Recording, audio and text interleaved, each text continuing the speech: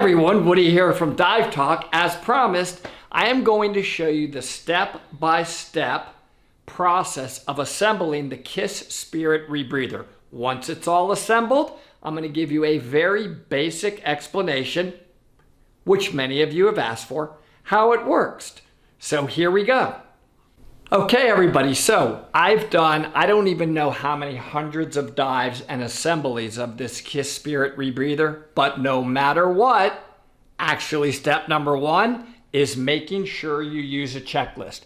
This is the main checklist. I have it on paper, but I notice I also have it laminated so that you could use it literally when you're on a boat or over and over again. And we sign each step every single time we assemble it.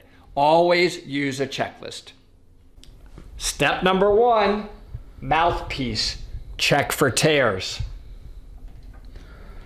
Mouthpiece, I happen to put a brand new one on there. No tears, we're good. I'll sign that. Step two, mushroom valve. Look at both of them and inspect.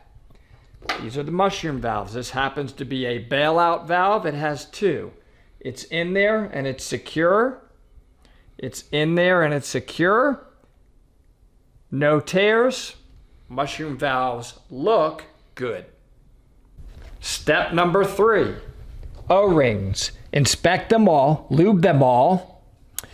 Visual and run finger over them to feel for nicks, bumps, and any imperfections. So we take some O2 rated lube. It's a little bit, everybody, tiny bit. Here's the counter lungs. So we have O-rings on the counter lungs. I'm inspecting them, they look good. I'm lubing them. And there's plenty on my finger for both. That's lubed. We also have O-rings on the sensor head. I'm looking at them.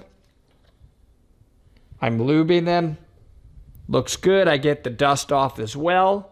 We also have O-rings on the loops. You can see that there's O-rings at the end of the loops. You want to inspect all of those on both ends. And there are also O-rings on the other head of the unit. So we have O-rings there as well. That's what that step is about. All my O-rings look good and are lubed. Step number four, fill the scrubbers, fill to the top, then bump to pat down sorb to fill line. So heads mount properly. I prefer rubber mallet for patting down. We have here our sorb. This is what removes the carbon dioxide from our exhalation breath.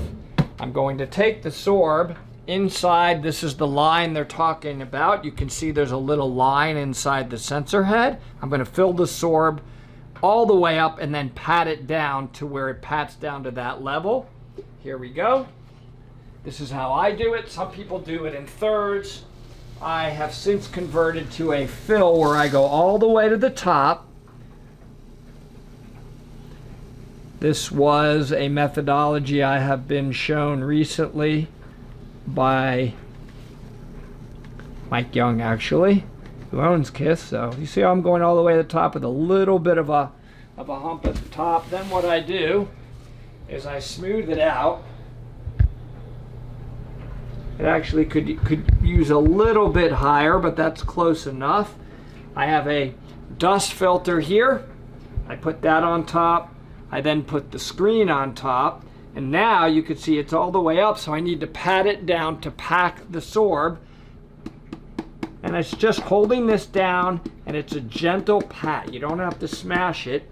And you can see it's slowly going down. And what this does is this helps to prevent what we call channeling, so that when the air goes through it, it can't break through and miss the sorb.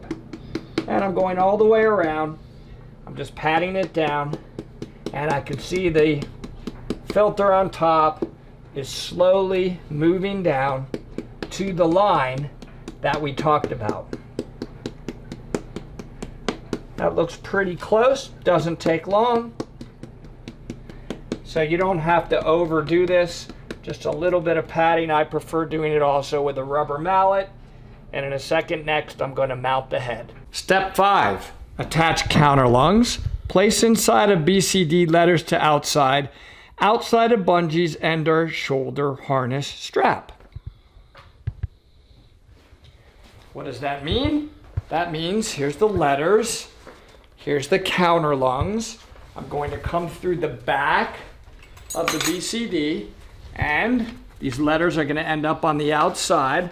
I'm simply going to push them through. One goes through this one very easily, like so. I'm going to push through the other one as well. So we come around the other side, and when I talked about outside the bungees, I just don't want anything in their way. So I pull one through all the way, and here's the other one. So these are way on the outside most portion. You can see that they're going to go around my waist, and they're easily going to buckle around me, free and clear of everything else. Step 6. Attach sensors and ADV head to scrubbers. Tighten the overpressure valve. Ensure clip holes on bottom are facing towards you. Left side screw at 3 o'clock. Right side screw at 9 o'clock. Onto the canister. I check my springs. They are all in nice and tight. I already lubed and cleaned the O-rings. What you want to do is you simply want to lay it on top without forcing it so it's very even before you do anything. You can see it's even all the way around. And now I'm going to push down, and I kind of want to hear a nice double bump. It'll go like ba-bump. And then I should easily be able to spin this without having to force it. It's spinning very easily. I'm able to hand tighten it all the way down until it stops. That's it. Sensor head is mounted. And now we repeat the exact same step for the other canister. I like to hold this one and keep this particular head attached, so I put it against my body. That's just the way I do it. I'm doing that same lineup. It's perfectly lined up. Double bump, ba-bump, spin, tighten, done. Next, we're going to attach the scrubbers to the back of the BCD. You can see this is the screw I was talking about. And I have these clips. Goes to this bar. Loosen it up a little. It's kind of like a cam band. Very simple. It's lined up. I have these where the clips are going to go exactly even, so they're not twisted one way or the other. I just pull and tighten. Thread it back through the top, and you're going to hear a nice clink. That's one. Another one, number 2, will go on a very similar way. Line it up.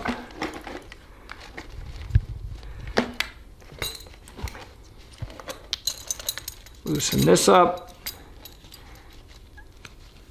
And grab that, tighten it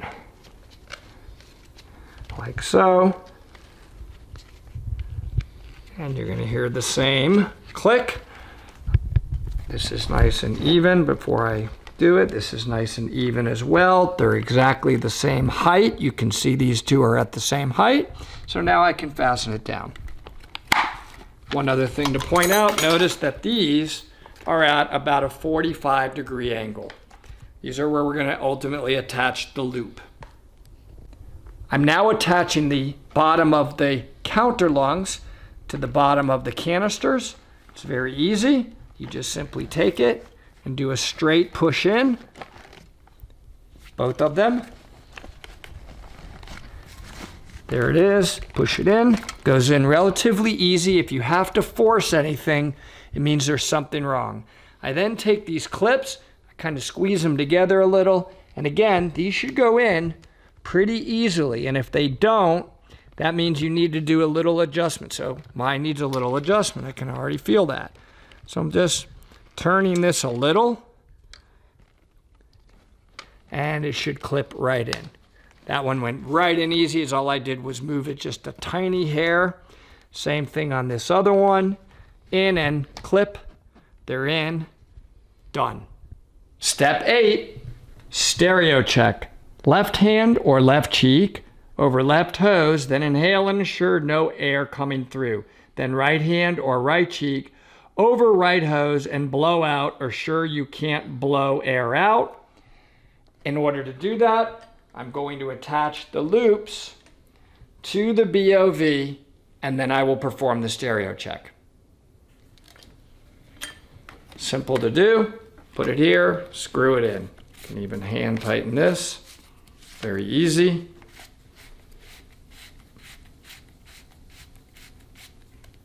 One is done. The other one, I happen to have my nerd mounted to it, so my nerd's going to be in my eye.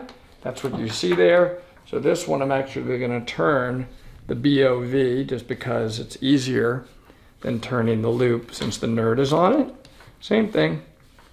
It's going to go all the way to the point where it's tight. One more around should get it. Done. Attached. Okay, so the stereo check goes like this. When I exhale, I should be able to blow this way. So what I'm going to do, I'm going to open the loop, put my mouth in and blow, and I'm going to listen with the other end. If I can hear any air, that means something's wrong. The mushroom valve should not be allowing air to go through.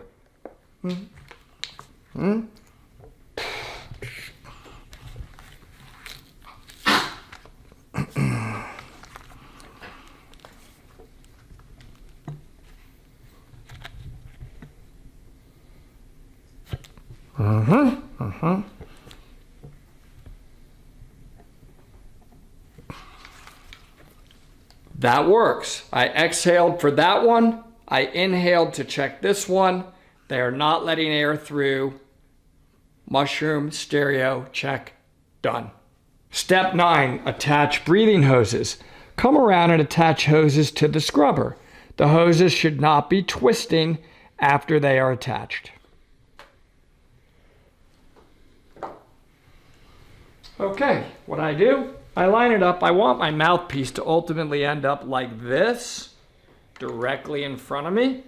It's very easy. I take the hose and I hold it by the ring here, push it straight down on the head. It has a key locking mechanism. So you turn it and then you can feel where it'll slide down, which that one went down a little bit, and then you turn it one notch and that one's in. Again, if you have to force something, something is wrong. You saw it was very easy to turn.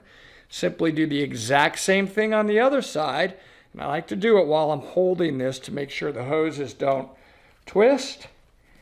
And I'm turning the key to where it lines up.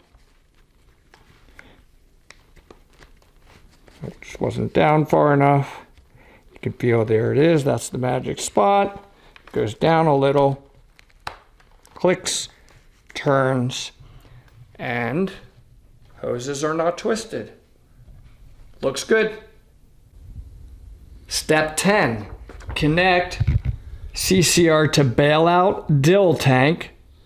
Check pressure. Open the tank and listen for leaks. Quickly test wing inflation and dill MAV, which is the manual add valve add button. Okay, I have my dill / bailout tank right here. They are one and the same on the KISS Spirit. I have to first connect my bailout valve. So this hose comes around and it screws into the side of the bailout because this is going to give air to the bailout. When you bail out, it'll be like an open circuit regulator. I'm just hand tightening this. You can see it screws right in pretty easily. You don't even really need a wrench. You can just hand tighten it. And sorry, I didn't have it lined up. I had it a little cross-threaded. There it goes. Okay, that's it. Hand tight, plenty. So So retighten this, and that'll help hold that in. That's done. And now I have two quick disconnects on the tank. One, I like it to come over my left shoulder and through a ring on the BCD. Very easy to connect these. You just push and turn and lock as such. I have my other one which comes down by my butt, comes down through the back of the BCD on my butt. Same thing, push, and you can see there's a little locking mechanism. That's done. I'm going to turn on the tank. It said to check for the pressure. I happen to have a button SPG here. This one has about 2,800. The pressure looks good. I'm going to do what I normally do. I would breathe 3 times out of this regulator so that my bailout regulator works. I'm going to inflate my BCD. So one of these is for BCD inflation and the bailout valve.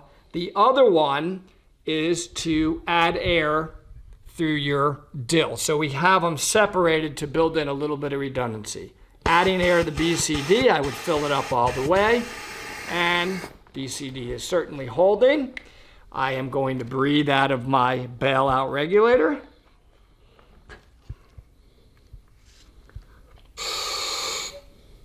Good. And now I'm going to add dill, the button that sticks. This is a top loading dual MAV that comes over the right shoulder. I like that. And then we loop the hoses around your back. I like that where everything's on my right side. I'm adding dill. You can hear it adding dill inside the unit. Everything looks good. Steps 11. Check ADV, push button on ADV and assure it's adding dill.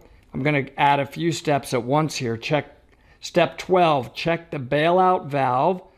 Bailout valve breathe in open circuit mode. Step 13, turn on and check all the batteries on your computers. And then step 14, very important, computers, we're going to check the partial pressure and capture the millivolts in air. That should show between 8 to 13 millivolts. So we are going to do all of those steps, and I'm going to bring this with me while I do them. So I don't have an ADV. I've plugged it. Some units will have what's called an automatic dill valve right here. And we'll have a little button that sticks up the top that is a stem that would stick out. If you push that down, that would add dill. It's also, why do we have an automatic dill valve? If you were to breathe through the unit and inhale past the point where you're actually collapsing the counter lungs, it would fire dill. It would almost feel like a regulator adding air. I don't have that. You do have an option of plugging that.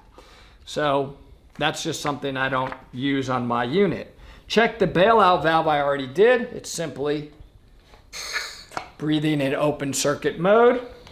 I'm now going to turn on my computers. Now I have my unit set up with 2 computers, the Petrol 2 and the Nerd 2, both reading the loop. Okay, very simple. It's a 4-pin. Connected to the head is another 4-pin connector. Pretty simple. They just plug in, and it has these little screws to hold it together. Simply squeeze and turn on your computer. That's one of them. And you can see it's turning on. Okay, that's turning on. My battery's coming up. Partial pressure is being read now, pretty close to reading at 100% air. Here's the other one. The way I route this one is I like it to come over my right hose. I would route this around by wrapping it a few times so it's out of the way, and then I come through the back here. That's what I like to do. I usually will go up and underneath a loop here. Well, I wouldn't do it that way. I would come here so that it's not twisted, and I just plug it in. That's in all the way. Screw it. I like having two Shearwater computers monitoring my loop for redundancy. This is the Nerd. Same thing, I squeeze it, so everything that you can see on here, I can actually see right here through my Nerd. The reading slightly different. No, actually they're starting to get very, very close. 0.21, this one's saying 0.2 across the board. And I'm looking, is the battery fully charged? On the Nerd, it is, it needs a little bit of battery charge on the Nerd, and this one is fully charged. So in this case, before diving, I would fully charge this. The next step here would be check the partial pressure and capture the millivolts in air. Okay, so what I'm going to do is I'm going to fill up the unit with nothing but air. I'm going to watch the partial pressure. We're a little bit above sea level here, so it may go slightly above 0.21. We're at about 1,000 feet. Okay.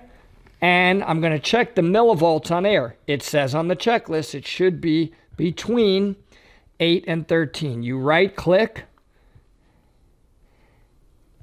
a few times, and I would quickly write down sensor 1 is reading 8.9 or 8.8, 8.9, 8.4.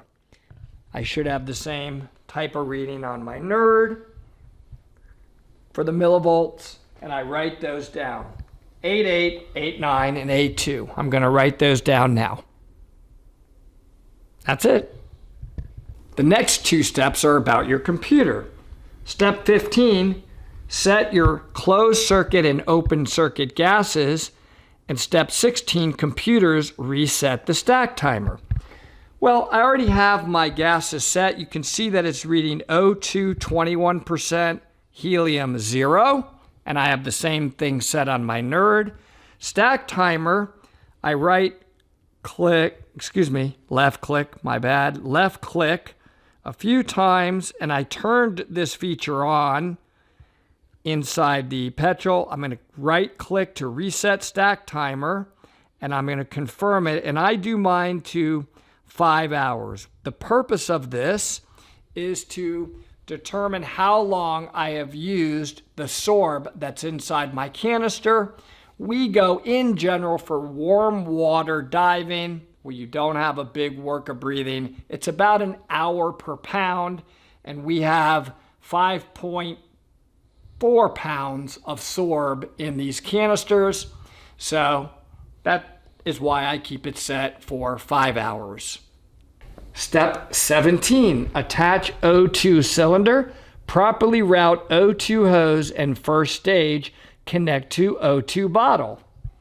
Here's my O2 bottle, 14 cubic foot cylinder. This was made or sent to me by KISS when I bought my unit.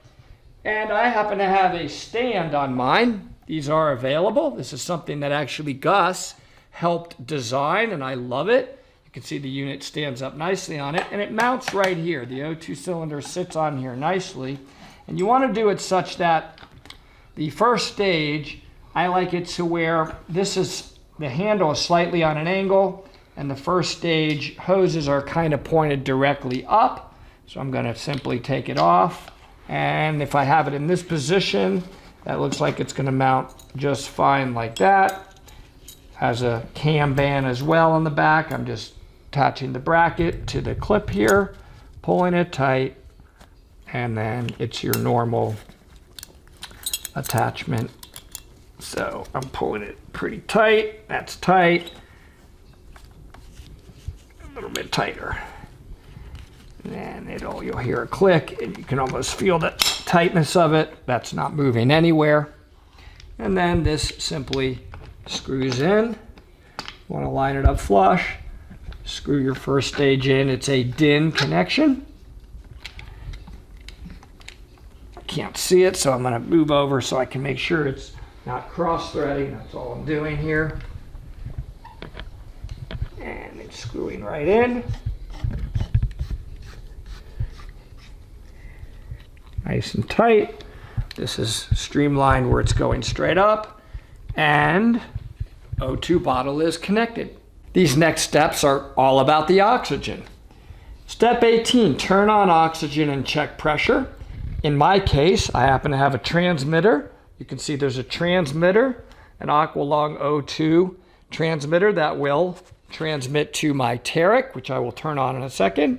I'm going to set my O2 shutoff valve to on if you have one. I do no longer have a O2 shutoff valve. Some people do.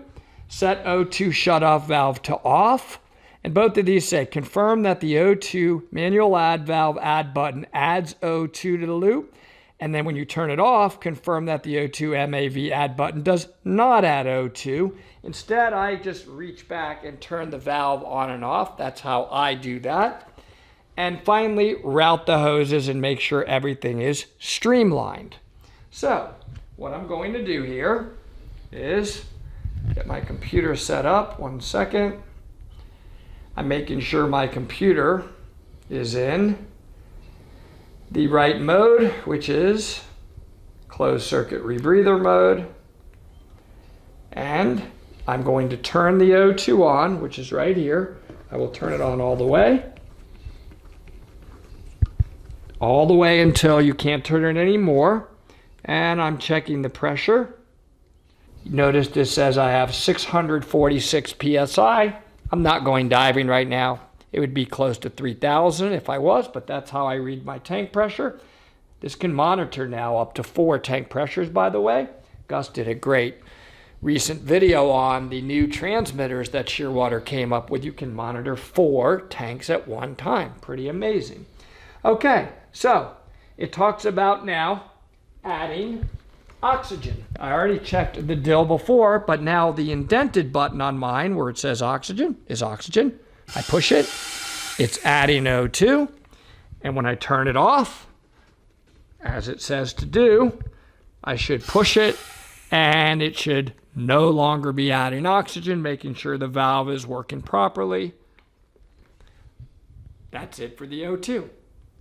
Step 22, positive pressure check. We're going to fill up the lungs with air and ensure the lungs are holding pressure for at least 1 full minute. ADB button should be sticking up and holding firm if you have one.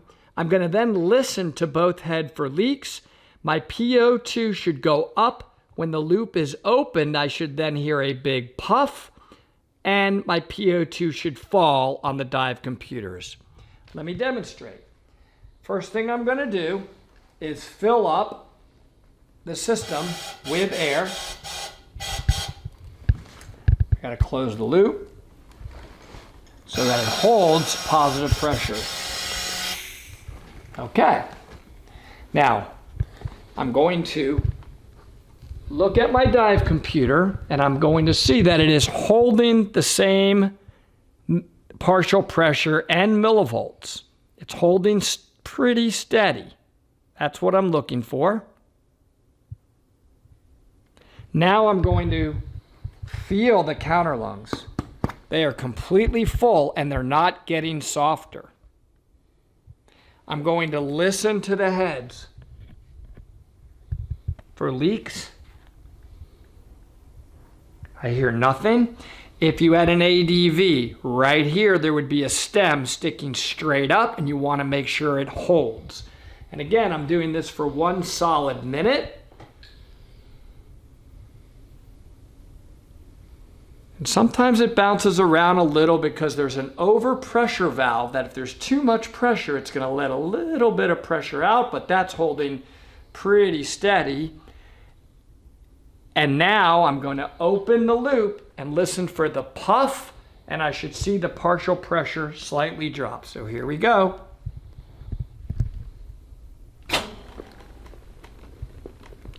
Counter lungs are collapsing, and look at the partial pressure dropping. That's what you want to see. Positive pressure check. Looks good. Step 23 is the negative pressure check. So I'm going to turn off the air and the O2, depressurize, then inhale until the lungs collapse, and you cannot inhale anymore. Make sure the counter lungs are holding collapsed position for at least 1 minute. ADV button, if you have one, should be down. Listen again for leaks.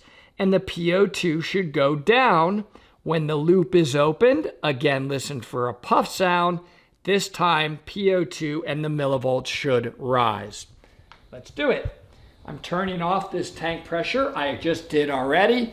Double checking my O2 is off. It is. I'm now going to suck all of the air out of the system.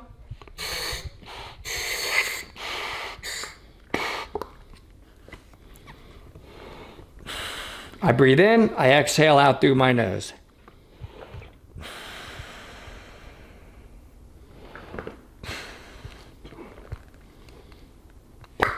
All the way to where you get the and can't breathe anymore, and look at the counter lungs. They're totally collapsed. If you had an ADV button right here, it would be down all of the way. I've noticed that my partial pressure has dropped and it's holding. Millivolts dropped and partial pressure dropped. Finally, I'm going to listen.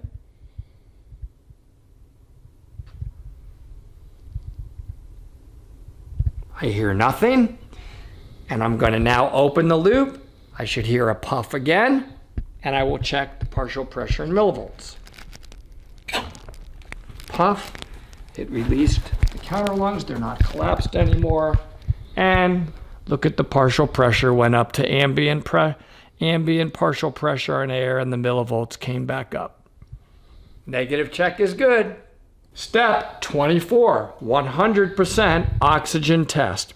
If you have a shutoff valve, turn it on. Calibrate shear water and check millivolts on 100% oxygen. Each should be 4.67 times the millivolts in air. I'm going to add O2 3 times by filling, draining, and then filling. And on the final fill, I'm going to close the O2 valve and open and close the mouthpiece quickly to allow the loop to come to ambient pressure. And then I'm going to write down the millivolts of all 3 sensors. Let me demonstrate. O2 on.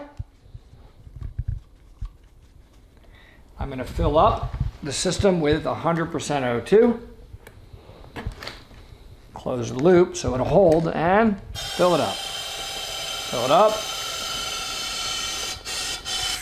Okay, that's filled up. And as I said, I'm going to drain it.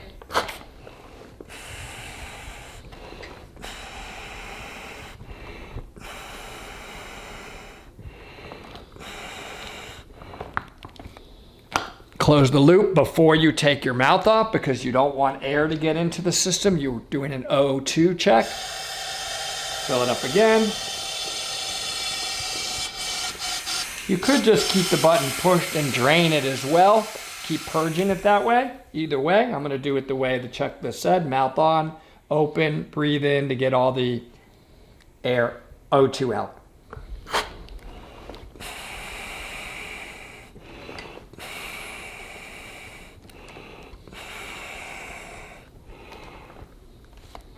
And the final one should get me pretty close to 100% O2. This one I'm not going to take it out. And notice that my partial pressure is just about at 1.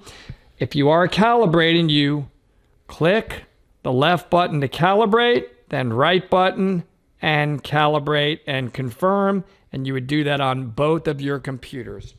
This is generally here in Atlanta, we're at about 1,000 feet, and you're typically going to get a partial pressure of about 0.95 or 0.96 here because we are above sea level. And the next step, once you do that, would be to write down the millivolts on 100% O2. I right click to get my millivolts, and I would normally write this right on the checklist. So I have 40.9, 41, 39.1. They're bouncing around a little, but that's pretty close. O2 check is done. Step 25, set the O2 shutoff valve if you have one to off, or turn off your O2 tank. Remove all the O2 from the loop and assure that the PO2 reading is back to air level. That helps preserve the O2 sensors. So you would suck out all the O2 and make sure that the PO2 reading again on your computers is air, which should be about 0.21. The next and really final step is to complete a linearity worksheet. This is going to test the accuracy of those 3 O2 sensors, both that they're reading correctly on air and that they're reading correctly on O2 at sea level. In order to check that they're reading correctly at the high end, because they tend to fail high first, that final step actually has to be done underwater at 20 feet, where you O2 flush the unit to see that they're reading 1.6. But we have to do all of this in order to get to that final step. This says actual millivolts on air at surface, which I wrote down, was 8.8, 8.9, and 8.3. Estimated millivolts on O2 at the surface. You divide these numbers by 0.21, and that's going to give you an estimated millivolts on O2 at the surface. So if I take this and divide by 0.21, this is what I should be reading if I were to put 100% oxygen in the system, which we did. So this one should be reading on 100% O2, 41.9. 8.9 divided by 0.21 is 42.38, and 8.3 divided by 0.21 is 39.52. Estimated millivolts on O2 at 20 feet. So I'm going to multiply these. I'm going to multiply the estimated millivolts on O2, these numbers, by 1.6 to get the estimated millivolts on 100% O2 at 20 feet. Because this checks the accuracy of the sensors reading high correctly at depth. So I will compare that when I go diving at 20 feet and see what they would be reading at 100% O2 at 20 feet. So what I have to do, though, is multiply these by 1.6 to do that. 41.9 times 1.6 is 67.04. 42.38 times 1.6 is 67. We'll call it 67.81. And finally, 39.52 times 1.6 is 63.23. So when I go down to 20 feet and I O2 flush the unit, I should be getting something very close to these millivolts. That's how I will check to see if the sensors are reading the high PO2 correctly. Next is actual millivolts on O2 at the surface. I already did that. When we O2 flushed it, I had, if you remember, 40.9, 41, and 39.1. That's why I wrote down those numbers. Now, accuracy at the surface. How accurate are my sensors? I'm going to divide the actual millivolts on O2 at the surface, so these numbers, by the estimated millivolts at the surface, these numbers. And that's going to give me an accuracy percentage. So let's do that. 40.9 divided by 41.9 equals 97.6%. Pretty accurate. 41 divided by 42.38 is 96.7%. Pretty accurate. 39.1 divided by 39.52 is 98.9%. That's pretty darn accurate. We change our O2 sensors if they are 85% or below in accuracy, or every year, even if they're still reading accurate. That's our general rule. Finally, captured the millivolts on O2 captured at 20 feet during our dive. Take a writing slate, go to 20 feet, O2 flush your unit, and capture the millivolts. And then you're going to do this same type of comparison, but instead you're going to take these numbers and you would divide it by these estimated millivolts on O2 at 20 feet to determine the accuracy at 20 feet, because O2 sensors, as I said, tend to start failing on the high side first. Once you've done that, you really have completed actually a lot of steps that you would have to do in your actual course and completed your checklist, KISS Orca Spirit. And what I'm going to do now is give a very brief explanation of how this entire thing works once it's assembled. So how does this KISS Spirit work? Actually very simple. Think of this as a giant loop, as if you're breathing in and out of a paper bag, with two exceptions. One is we have sorb to remove our carbon dioxide from our exhalation, and we have oxygen that's adding O2 back in because we metabolize a certain amount of oxygen. Everybody's a little different on that, but this is set up for a normal metabolism rate of people, which is about, it flows oxygen into the unit known as a mechanical rebreather at 0.7 liters per minute. And by the way, I test that.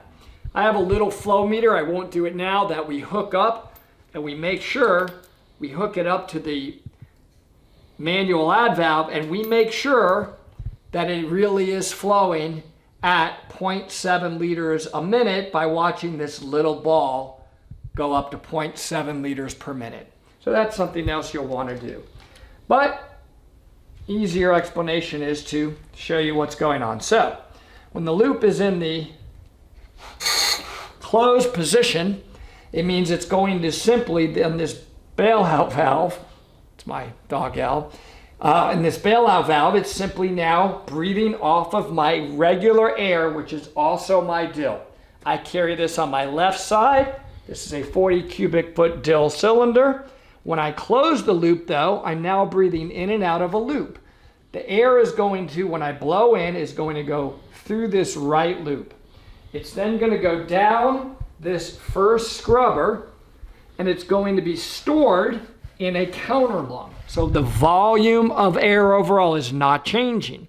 Now, when I inhale, it's going to come up through the second canister. This is known as a biaxial scrubber system. It gets a second cleaning. It hits the sensors that are right here and sends a signal to tell you on your computer, this is the air you're about to breathe. This is the partial pressure of the air you're about to breathe. You remember I have it pretty high now. This is almost 100% O2. It continues to come through the loop.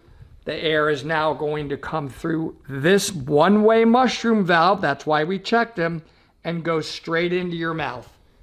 Exhale, this one-way mushroom valve lets the air go back through this way, and it just continues to make a complete circle over and over, and you're always monitoring your PO2 all the time, and try to keep it at whatever set point you planned the dive with.